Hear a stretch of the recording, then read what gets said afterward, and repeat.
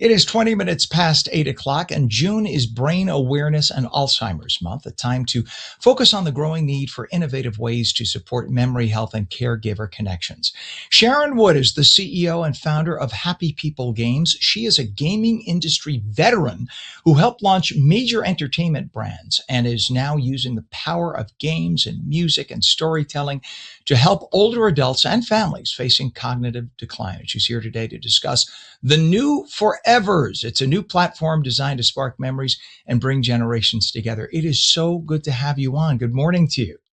Good morning to you. And it is a good morning, isn't it? It's finally pretty out. Amen. Well, it's also a good morning that you and I are not sitting in that traffic. Isn't that nice? That That's for sure. Yeah. I talk to you as a person who has a 95 and a half-year-old father with dementia. It's vascular, and it is getting worse. And I see him a couple of times a week, and I just watch it get worse and worse and worse. And whenever our producer, Izzy, makes sure that we get as many people on as possible to talk about brain health. And so I was so excited to see this. You spent decades in the gaming industry. You even helped launch the famous Grand Theft Auto. So what inspired you to turn your attention to memory health and aging?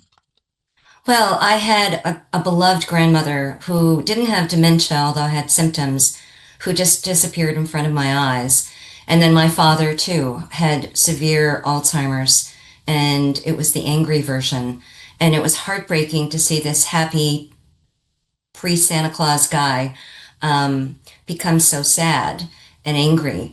And so using the power of video games to do a few things to not cure dementia or Alzheimer's, but provide a solution to bring back some dignity to people who are suffering with dementia and Alzheimer's, to try to exercise your brain to prevent it. We don't talk enough about exercising your brain, and break the isolation. If I can't remember who I am and I don't recognize you, what are we going to talk about?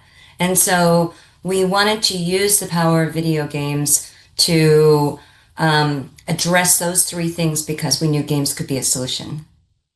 So are we saying that like the whole like generations of younger people, male and female, because a lot of people have the misconception that women are not into video games. Female video gaming is huge. I know a lot of women into video games. Well, actually. 51% of gamers are female. Right. I think that comes as a shock to a lot of people because we've had people on the show giving that statistic, and I'm like, what? Even I was originally shocked by that. But does that mean that maybe this Alzheimer's and dementia will see a reduction because, or at least an extension in terms of when the onset occurs because more and more people are involved in video games and keeping their brain engaged? So what we've done is gamified a therapy. There is something called reminiscence therapy.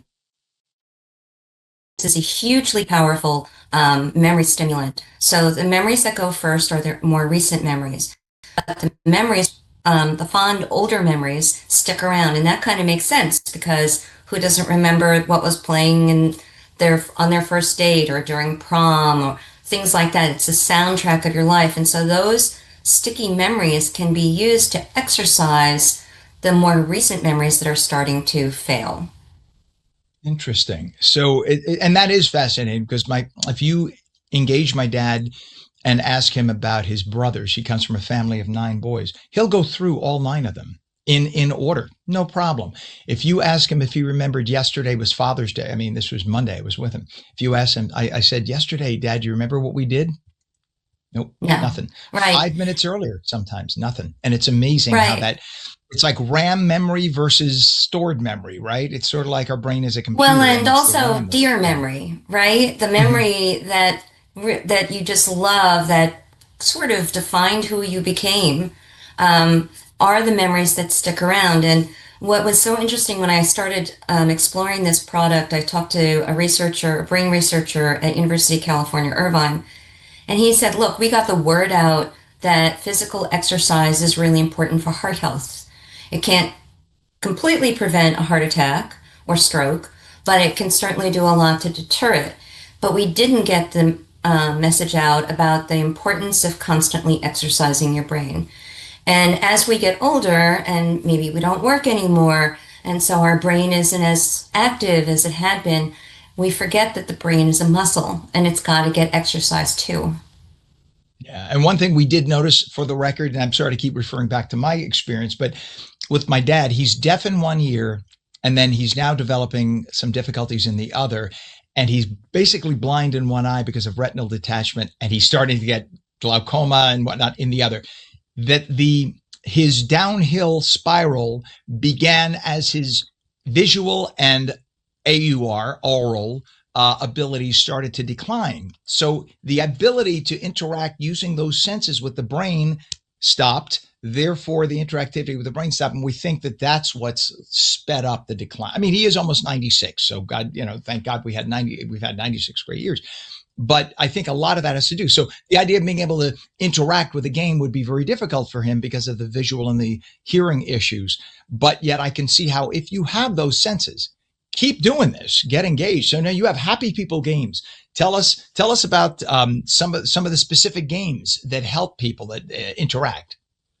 So we're using the power of reminiscence because it's a connector. So that isolation is also an accelerant of dementia and Alzheimer's symptoms. And what we want to do is give people things that they can do, that they can enjoy, but also do with others. That's as important. So we have, excuse me, a product called Timeless Tunes, and we license the original music from the 50s, 60s, and 70s.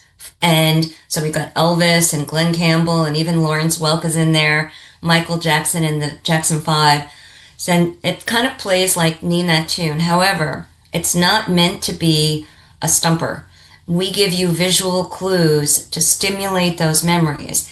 And you're going to remember a 10, 20, or 30-second loop, get a score, and then challenge someone to beat you. So just anecdotally, my 8-year-old grandson can play this game because of the visual clues, but I can beat him because I actually remember the games, right?